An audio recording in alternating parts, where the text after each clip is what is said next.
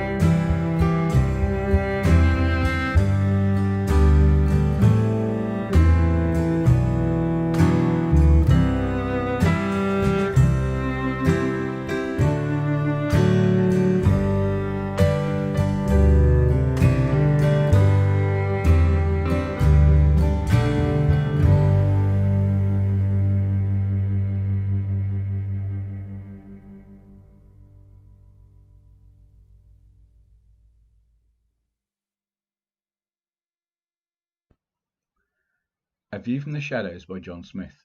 This image was taken nearly 2 years ago in Palma, Majorca.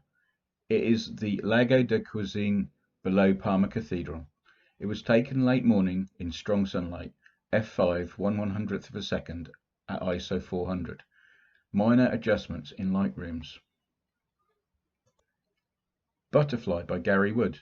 My daughter recently redecorated her entrance hall with butterfly wallpaper and hung up some fairy lights. I liked how the shadow from the fairy light mimicked the butterfly. Was taken on my phone.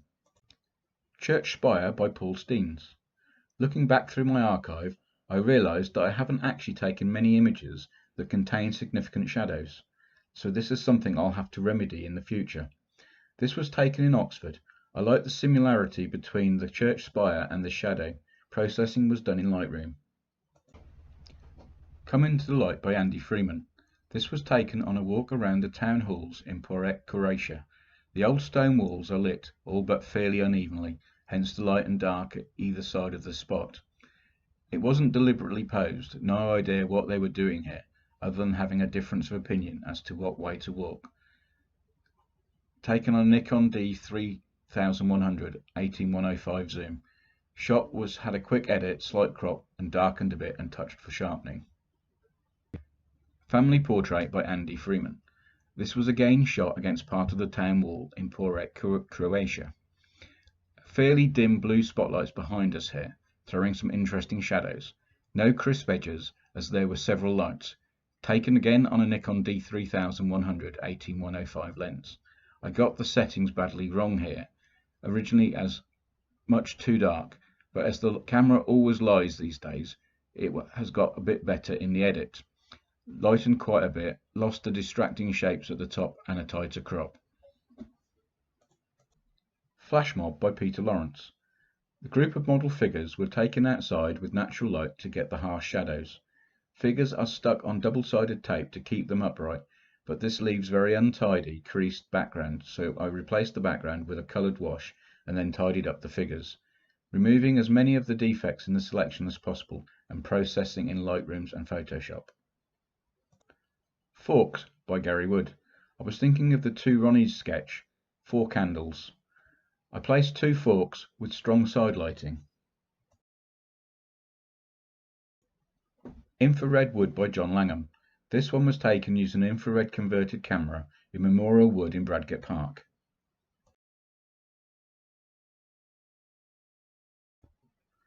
Johnson's No. 1 by John Denny was an old photo which I was going to reshoot for the glass theme. Due to workload, home DIY, I entered it for the shadows, which I think it fits better. Midday Break by John Langham. I resisted the temptation to include a photo of my Rolls-Royce Silver Shadow. Before lockdown, we were able to take snacks at midday, which is when you get the harshest shadows. Pergola Shadows by Paul Steens. This was taken last week in my garden. I happened to be at the end of the garden with the sun at my back when I noticed the different patterns of the pergola beam shadows as they fell on the shed, the wall, and the water butts. As usual, processing was done in Lightrooms. I did try a version using silver effects, but I thought it failed to represent them as shadows. I have included this just for comparison purposes during the review. Shadows in the Woods by John Smith. I took this whilst at Harts Hills Haze the weekend before lockdown. The shape of the trees and the shadows thrown across the path caught my eye. My camera is handheld at f10 1/80th of a second at ISO 200. I did some minor adjustments in Lightrooms and finished it off in Silver Effects. Sunset Shadows by Steve Pearce. This was photographed from Mararola, one of the Cinque Terre on the west coast of Italy, just north of Pisa. We stayed for 4 days and each evening produced the same vivid orange sunset. I liked the silhouette of the trees on the hillside, taken on a Canon 7D Mark II with a Tamron 16300mm lens set at 300mm.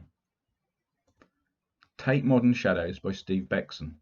The sun was flooding through the narrow windows in the Tate Modern Turbine Hall. This created some great shadows of people walking down the ramp below where I was standing with my camera 2 floors above them, processed in Lightrooms and Silver Effect Pro. The Lonely Shadow by Steve Beckson. This image was taken from a bridge over a walkway in Camden Market. The bright winter morning sun backlit the people below, creating some great shadows, processed in Lightrooms and Silver Effect Pro. The Orangery by Peter Lawrence. This was taken at Cork Abbey, obviously built here because of its sunny aspect. Love the shadow cast by the intricate windows and dome. Hard to include all of the building, but taken with a 24mm lens to capture the main characteristics, processed in Lightrooms and Photoshop. This is Not a Composite by Julie Holbesch-Mond.